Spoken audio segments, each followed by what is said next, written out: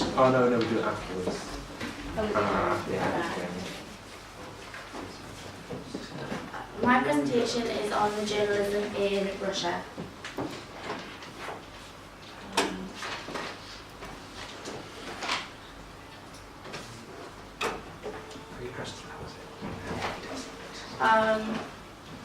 Russia is also known as the Russian Federation. It's the largest country in the world and is both part of both Eastern Europe and Northern Asia.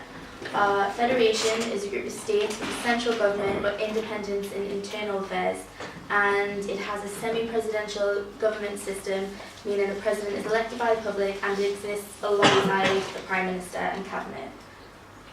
Russia's current president is Vladimir Putin, though he has also served as prime minister, and he was re-elected for the second time in 2012. And on the 30th of October this year, Forbes actually named Putin the most powerful and influential person in the world, ahead of Obama, Bill Gates and the Pope.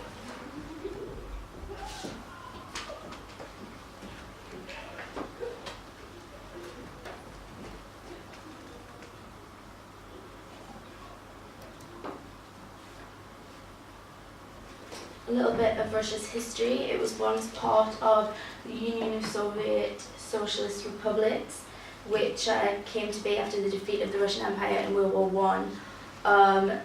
The defeat led to communist seize in power and the formation of the USSR, and it was the dissolution of the USSR that created 15 independent republics, which are what makes today's Russian Federation.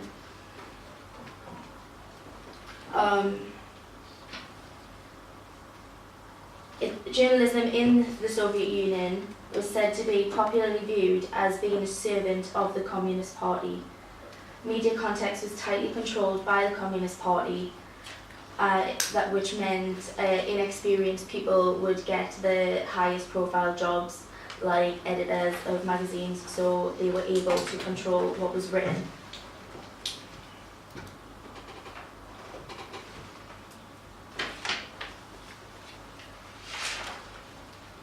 The Russian journalism of today. This is a print screen of Russia's page on the Freedom House website.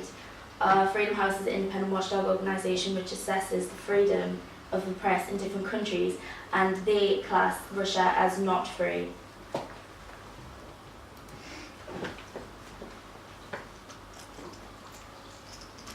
This is a screenshot of 2013's World Press Freedom Index and Russia's place in the table, which is 148 out of 79. The website explains that Russia has fallen 6 places since Vladimir Putin's return to the presidency, as repression has stepped up in response to an unprecedented wave of opposition protests. The country also continues to be marked by the unacceptable failure to punish all those who have murdered or attacked journalists.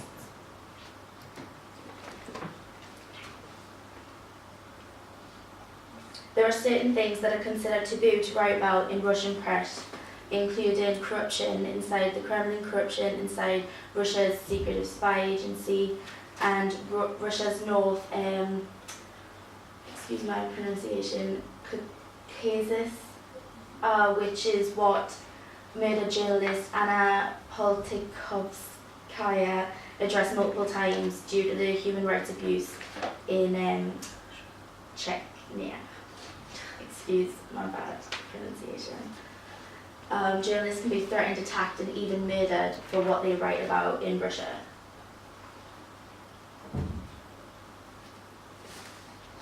And it's debatable that the murder of the Russian journalist Anna Politkovskaya is the most high-profile case of all those that have faced the extreme downfall of writing about what is taboo.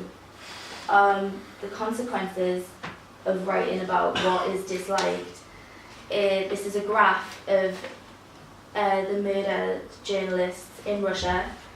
The Committee to Protect Journalists is a website that has all this information, and this graph shows that there have been about 80 murders with a motive, 56 motives confirmed, 24 motives unconfirmed in the past 21 years. The most journalists killed were in 1995, which as you can see is there.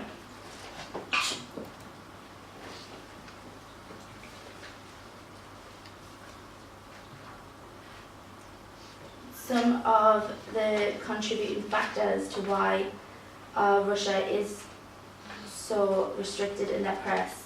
Russian journalist Alexei Kovalev says that censorship is not the problem with Russian journalism, but a lack of unionization of journalists in Russia.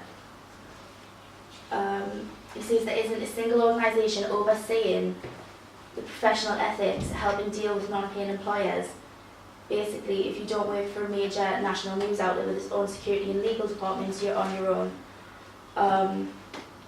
However, President Vladimir Putin says an active, responsible, independent and brave journalism practice are more in demand now more than ever. Today, robust journalism is necessary for Russia's democratic development and for strengthening civil society.